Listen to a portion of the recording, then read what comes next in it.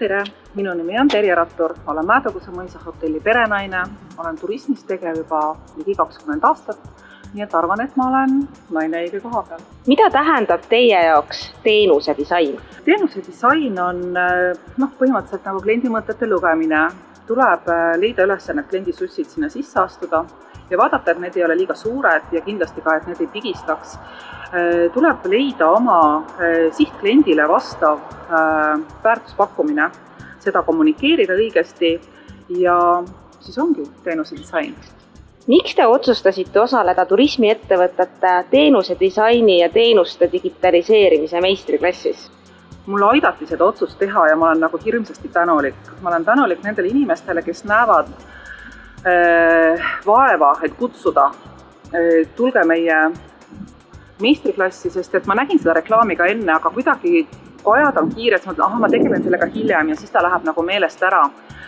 Ja otsus on see, et kuna meil on enne seda meistriklassi teemat oli paar aastat lagerdunud ja me olime töötanud selles suunas, et saada Eesti esimeseks täiskasvanud inimestele mõeldud spa-hotelliks ja me ei osanud selle mõttega enam kuigi kaugele edasi minna ja ma leidsin, et see on see võimalus, et selle äriidee muudatusega tulla mentorklubisse ja siis viia edukalt see mõte ellu.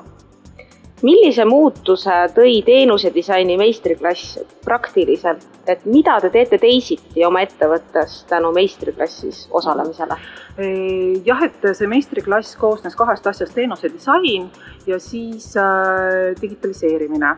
Et siiamaani me olemegi teinud vaikselt ettevalmistusi selleks, et CV-id viia vastavusse rohkem selle uue kliendi sihtgrupiga.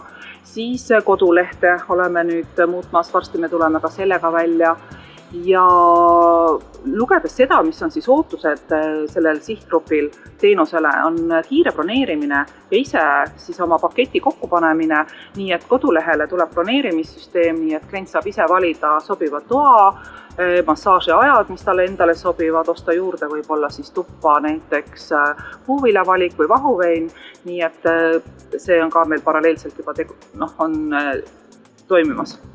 Kas ja miks soovitate ka teistel turismiettevõtetel kandideerida meistriklassi? Kindlasti see on nagu nii tänuväärne, kui sa saad osa sellisest võõrast pilgust, mis ei ole, ma ei oska öelda, naabrimehe pilk või kellegi su sõbra pilk, vaid on väga professionaalne ja tuntud teenuse disainerid on selles mentorklubis mentoriteks, nii et see on nagu hindamatu väärtusega ja teades nende tunni hindasid, siis niisama nagu ei jaksa üks selline väike ettevõte, nagu meil on mõisahotell 24 toaga, see tähendab ka väga tagasihoidliku eelarvega endale lubada, et see on väga tänuväärne.